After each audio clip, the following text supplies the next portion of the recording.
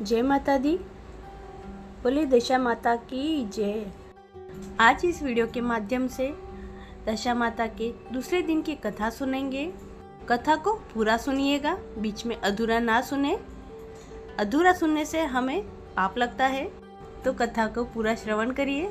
एक गांव में एक घर में सास बहू रहती थी। बहू का पति परदेश में गया था। एक दिन सास ने बहू से गांव में आग लाकर भोजन पकाने के लिए कहा। बहू गांव में आग लेने गई, पर किसी ने उसे आग नहीं दी और सभी ने कहा कि जब तक दशा माता पूजा नहीं हो जाती तब तक आग नहीं मिलेगी। बेचारी बहू खाली हाथ घर से लौट आई। उसने सास को बताया कि गांव भर में आज दशा माता की पूजा है, इसलिए कोई आग नहीं दे रहा है। शाम को जाने पर सास आग लेने गांव में गई तो स्त्रियों ने उसे आराम से बिठाया और कहा कि सुबह तुम्हारी बहू आग लेने आई थी, परंतु हमारे यहाँ पूजा नहीं हुई थी, इसलिए आग नहीं दे सकी। सास आग लेकर अपने घर पहुंची ही थी कि एक आदमी बछड़ा लिए आया और उसके पीछे एक गाय थी। स्त्री ने उससे पूछा कि यह गाय का पहला बच्चा है क्या? आदमी ने उत्तर दिया, हाँ। उसने फिर पूछा, बछड़ा है या बछिया? उसने जवाब दिया, बछड़ा है। सास ने घर जाकर बहू से कहा, आओ हम दोनों भी दशा माता का डोरा ले और व्रत करें। दोनों सास बहू ने डोरा लिया। सवेरे से व्रत आरंभ किया। व्रत पूरे हो जाने पर 10वें दिन डोरे की पूजा की। सास बहू ने दोनों ने मिलकर गोल गोल 10-10 अर्थात कुल 20 फेरे बनाए। 21वां बड़ा फेरा गाय को दिया। पूजन समाप्त होने पर सास बहू दोनों पारण करने बैठी। उस समय बुढ़िया के बेटे ने परदेश से लौटकर दरवाजे पर आवाज लगाई। आवाज सुनकर माँ ने मन में सोचा कि क्या हुआ, थोड़ी देर बेटा दरवाजे पर ही खड़ा रह जाएगा, मैं पारण करने के बाद दरवाजा खोलूंगी। इधर बहू ने आवाज सुनी तो उसने रुकने का साहस नहीं हुआ। अपनी थाली का अन्न इधर उधर करके झट से पानी पीकर उठ खड़ी हुई। उसने जाकर दरवाजा खोला। पति ने उससे पूछा, अम्मा कहाँ है? बहू ने उत्तर दिया, वह तो अभी पारण कर रही है। तब पति बोला, मैं तुम्हारे हाथ का जल भी नहीं पीऊंगा, क्योंकि मैं 12 वर्ष से घर आया हूँ। इतने दिनों में न जाने तुम किस प्रकार रही होगी। अम्मा आएंगी, वह जल लाएंगी, तभी जल पीऊंगा। यह सुनकर स्त्री चुपचाप बैठ गई। इतने में उसकी अम्मा पारण कर अपनी थाली धोकर पी चुकी। तब वह लड़के के पास गई। लड़के ने माँ के पैर छुए। अम्मा उसे आशीर्वाद देकर बेटे को घर में ले आई। माता ने थाली परोस कर रखी। बेटा भोजन करने लगा। उसने हाथ में पहला ग्रास ही लिया था कि फेरों के वे टुकड़े जो बहू ने अपनी थाली में फेंक दिए थे अपने आप बेटे के सामने आने लगे। बेटे ने माँ से पूछा, ये सब क्या हो रहा है? माँ बोली, मैं क्या जानूं बेटा, बहू जाने। ये सुनकर बेटा आग बबूला होकर बोला, ऐसी बहू मेरे किस काम की? जिसकी चरित्र की तुम साक्षी नहीं हो, उसको मैं घर में नहीं रख सकता।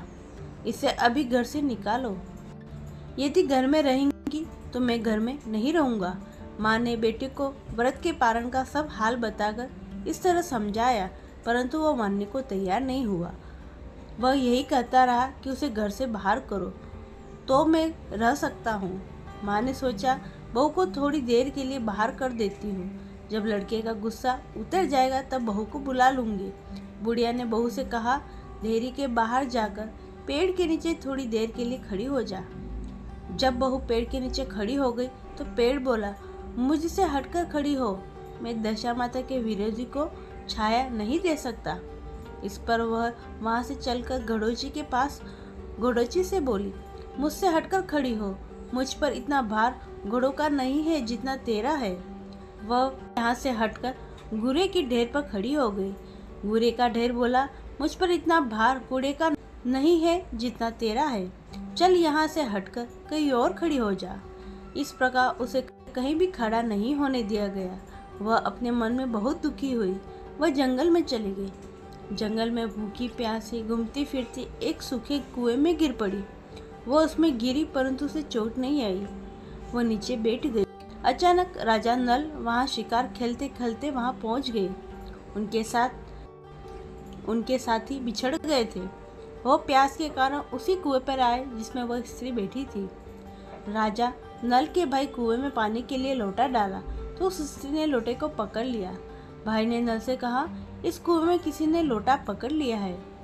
तब राजा नल ने कुएं में आकर कहा, तुम यदि पुरुष हो तो मेरे धर्म के भाई हो, और यदि स्त्री हो तो मेरे धर्म की बहन हो। तुम जो भी हो बोलो, मैं तुम्हें बाहर निकाल दूंगा। स्त्री ने आवाज दी। राजा ने उसे बाहर निकाल दिया तथा हाथी पर बैठाकर राजधानी ले आया। महाराज को शिकार से लौटकर महलों की ओर आते देखकर महाराजा आने की सूचना दी। सेवकों ने एक स्त्री को हाथी पर बैठा देखकर रानी को बताया, महाराजा एक नई रानी को साथ ला रहे हैं। यह जानकर रानी को बड़ी दुखी हुई। इतने में महाराज भी वहां आ पहुंचे। रानी ने हाथ जोड़कर विनती की, महाराज मुझसे ऐसी क्या गलती हो गई जो मेरे रहते आपने दूसरा विवाह कर लिया। राजा नल ने हंसकर उत्तर दिया, ये तुम्हारी सोच नहीं ननंद है, मेरी धर्म की बहन है।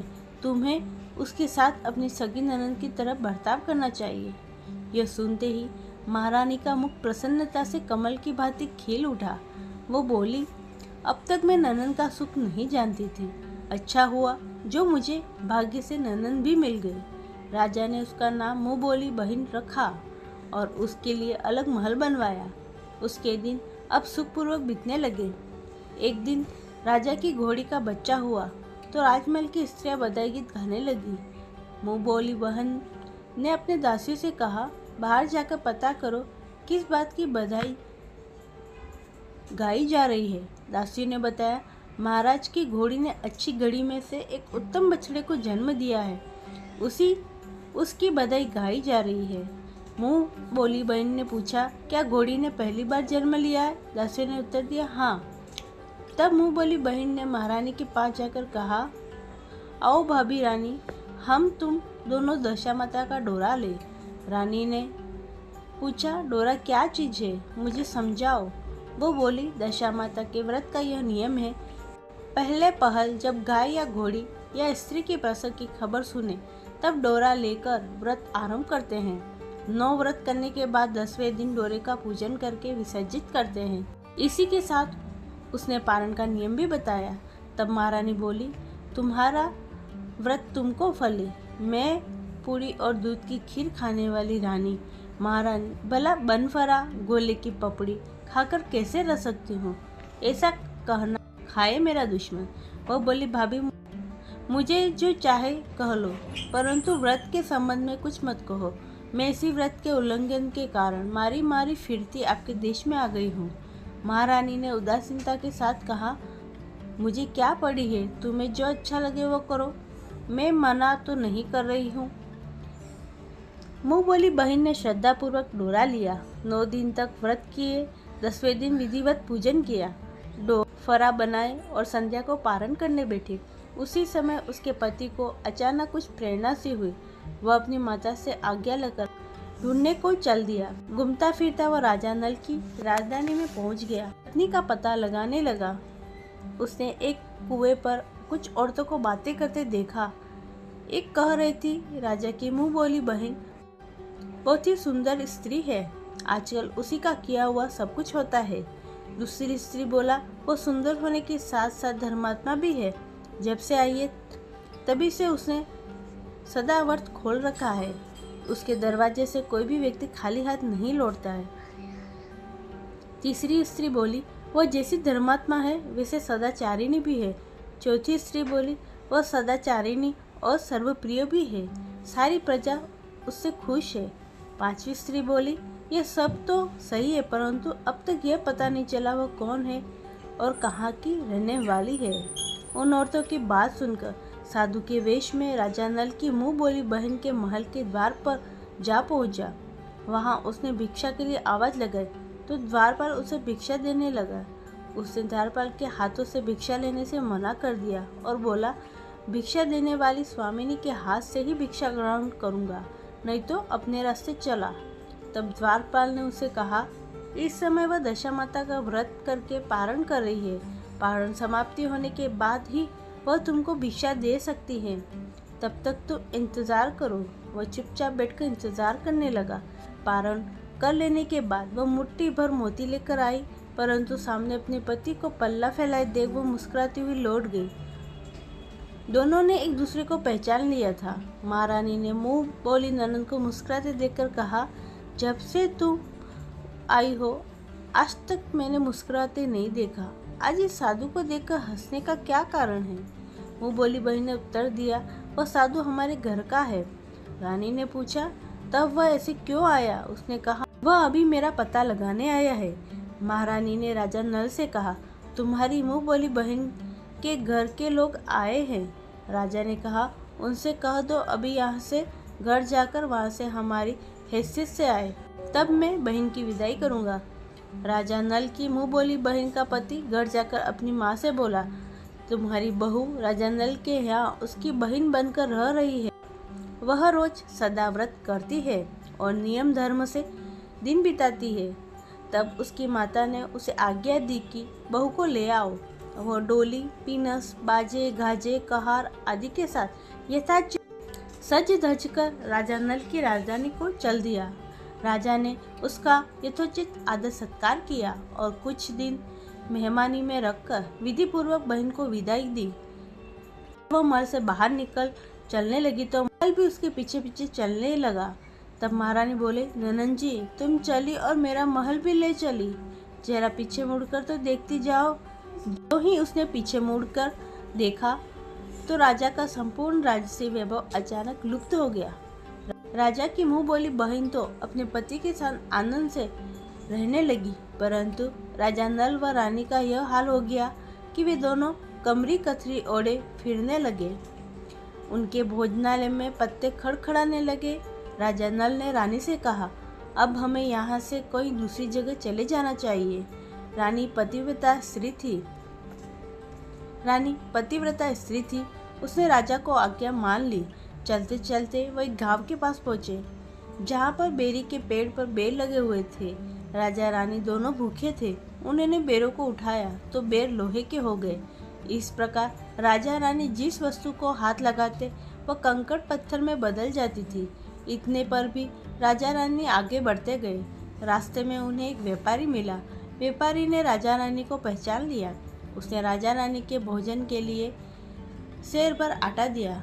वे आटा लेकर नदी के किनारे गए। वह रानी भोजन बनाने लगी और राजा नल स्नान करने चले गए। उस नदी में मछुआरे मछलियाँ पकड़ रहे थे। मछुआरों ने राजा को 4 मछलियाँ दी। रानी ने मछलियाँ भूनकर रोटियाँ बना ली। राजा नल भोजन करने बैठे तो रोटियाँ ईंट में परिवर्तित हो गई और मछलियाँ उछलकर नदी में चली गई। वहाँ से चलकर राजा रानी अपने मुंह बोली बहन के घर गए। बहन को जब पता चला भाई भाभी आए हैं तो उसने सेवकों से पूछा, कैसे आए हैं? सेवकों ने कहा, भिखारियों के हाल में आए हैं। यह सुनकर उसे लज्जा आई। उसने राजा रानी को एक कुम्हार के यहाँ ठहरा दिया। शाम को थाल सजाकर बहन स्वयं भाभी से मिलने कुम्हार के घर गई। उसने भाभी के सामने थाल रखा तो भाभी ने कहा, इस थाल में जो कुछ भी है उसे कुम्हार के चक्के के नीचे रख दो और चली जाओ। ननद थाल का सामान चक्के के नीचे रखकर चली गई। थोड़ी देर में राजा आकर रानी से पूछा, कहो बहन आई थी, क्या लाई थी? रानी ने कहा, आई तो थी, पर जो कुछ लाई थी मैंने इस चक्के के नीचे रखवा दिया है। राजा ने वहाँ देखा तो वहाँ कंकड़ पत्थरों के सिवा कुछ भी नहीं था। राजा को समझते देर न लगी कि यह सब बुरी दशा के कारण है। भला वो मेरे लिए कंकड़ पत्थर क्यों लाएगी? अब रानी वहाँ से चलकर अपने मित्र के घर गई। मित्र को लोगों से पता चला कि उसने पूछा, कैसे आना हुआ? उसने उत्तर दिया, भिखारियों के हाल में। अब राजा रानी वहाँ से चलकर अपने मित्र के घर गए। लोगों से पता चला तो उसने उनसे पूछा, कैसे आना हुआ? उन्होंने उत्तर दिया, भिखारियों के हाल में आए हैं। मित्र ने दुखी होकर कहा, कोई बात नहीं, जैसे आए वैसे अच्छे से आए, आखिर मित्र हैं, उन्हें महलों में ले आओ। मित्र ने उन दोनों का स्वागत किया, स्वादिष्ट भोजन कराया। एक कमरे में उनके लिए पलंग बिछवा दिया। उस कमरे में एक खुटी पर 9 लखा हार टंगा था। आधी रात के समय राजा तो सो गए, परंतु रानी जाग रही थी। रानी ने देखा कि हार वाली खुटी के पास दीवार में एक मोर का चित्र बना हुआ है। मोर धीरे धीरे हार को निगल रहा है। रानी ने राजा को जगाकर वो दृश्य दिखाया। राजा नल ने अपने मित्र को बुलाकर यह दिखाया। मित्र बोला, मैंने तब भी तुमको चोर नहीं समझा था और न अब समझता हूँ। यह दृश्य तुम्हारी बुरी दशा का फल है। आप निश्चिंत रहिए, मेरे मन में कोई मेल नहीं है। मित्र के यहाँ से चलकर राजा रानी अपने मुंह बोली बहन के यहाँ गए। उसने सुना राजा भैया आ रहे हैं तो उसने लोगों से पूछा, कैसे आ रहे हैं? लोगों ने कहा, जिस प्रकार राजा का आना चाहिए उसी प्रकार से आ रहे हैं। उसने कहा, उनको मेरे महल ले आओ। जब राजा नल का हाथी बहन के महल की ओर बढ़ा तब रानी ने कहा, आप अपनी बहन के घर जाइए, मैं तो उसी कुमार के घर रहूंगी जिसके पहले ठहरी थी। राजा ने कहा, जिस कारण इतने दुख उठाए तुम फिर उससे झगड़े मोल लेना चाहती हो, यह तुम अच्छा नहीं कर रही हो। परंतु रानी नहीं मानी, वह कुम्हार के घर ही ठहरी। राजा बहन के घर चले गए। शाम को राजा की बहन भाभी के लिए थाल सजाकर कुम्हार के यहाँ आई। उसने भाभी के सामने थाल रख दिया। भाभी सोने चांदी के गहने उतार उतार कर रखने लगी और कहने लगी, खाओ रे मेरे सोने चांदी के गहने खाओ, हम भूखे नंगे क्या खाएंगे। ये उलाहना सुन ननद बोली, ये उलाहना किसे देती हो? मुझसे उस समय जो कुछ हो सका वो उस समय लाई थी, वही अब भी लाई हूँ। विश्वास न हो तो चक्के के नीचे अब भी देख लो। सचमुच चक्के के नीचे देखा तो वहाँ पर मणिक मोतियों का ढेर लगा था। रानी यह सब देखकर सन्न रह गई। वो बोली, ननद जी तुम्हारा कोई दोष नहीं है, यह तो हमारी बुरी दशा का परिणाम था। रानी ने ननद का लाया सब सामान तथा उनमें अपनी तरफ से कुछ और जवाहरात मिलाकर ननद को वापस कर दिया, परंतु ननद को पूजा का न्योता देना भूल गई। वहां से चलकर राजा सूरा गाय के पास आए। गाय ने सेना सहित राजा को भरपेट दूध पिलाया। वहां से आगे चलकर वे नदी के तट पर पहुंचे तो वहां पड़ाव डाला। भोजन बनवाया गया। जब राजा भोजन करने बैठे तो उसी समय नदी में उछलकर गिरी हुई भुनी भुनाई मछलियां अपने आप थाली में गिर पड़ी। वो रोटियां जो ईंट की बन गई थी वो फिर से रोटियां बन गई। राजा ने कहा, यह सब क्या हो रहा है? कुछ समझ में नहीं आता। रानी ने बताया, ये रोटियां और मछलियां वे ही हैं जो उस दिन हमें नसीब नहीं हुई थी। मैं यदि आपसे उस समय कहती कि तली हुई मछलियां जल में उछल गई और रोटियां ईंट बन गई तो आप कदापि इसे सच नहीं मानते। इसी कारण मुझे बहाना बनाना पड़ा था। अब राजा रानी अपने राजधानी की ओर आगे बढ़े। जब राजा की फौज अपनी राजधानी के समीप पहुंची तो वहां के लोगों ने समझा कि दूसरे राजा ने राजधानी पर आक्रमण कर दिया। वे घबरा गए। वहां के लोग नजराना लेकर राजा से मिलने गांव के बाहर आए, परंतु यह क्या, यह तो अपने राजा हैं। लोगों को प्रसन्नता का ठिकाना न रहा। वे श्रद्धा भक्ति के साथ महाराज जी के आगे चलकर उन्हें महल में ले आए। राजा रानी ने महल में प्रवेश किया। रानी ने तुरंत दशा माता की पूजा का प्रबंध किया। उसने उस पूजा में नगर की सब सौभाग्यवती स्त्रियों को बुलाया। भगवती के भोग के लिए सब प्रकार के पकवान बनाए गए।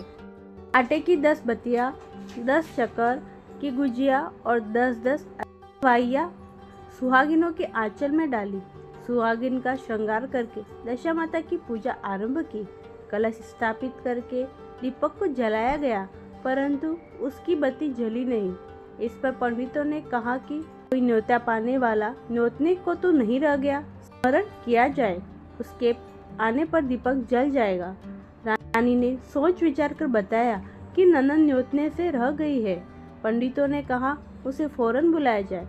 राजा ने अपने दूरगामी रथ भेजकर अपने मुंह बोली बहन को बुलवाया। उसके आते ही कलश का मणिक दीपक प्रज्वलित हो गया। बड़ी धूमधाम से पूजा की गई। अंत में सुहागिनी को भोजन कराकर विदा किया गया। उसी समय राजा ने राज्य में आज्ञा जारी की, मेरी प्रजा के लोग दशा माता का व्रत किया करें। भगवती राजा ने जिस प्रकार राजा नल के दिन फेरे उसी प्रकार सबके दिन फेरे। हे दशा माता, जैसा फल आपने राजा नल को दिया वैसा ही फल जो कथा सुने, कथा पढ़े और व्रत करे उन सबको देना। बोलो दशा माता की जय। ये थी दशा माता के दूसरे दिन की कथा। उम्मीद करती हूँ आपको ये कथा पसंद आई होगी। कथा पसंद आई है तो इसे लाइक करें और कमेंट में जय माता दी ज़रूर लिखें। ज़्यादा से ज़्यादा शेयर करें, चैनल को सब्सक्राइब कर लें। राधे राधे।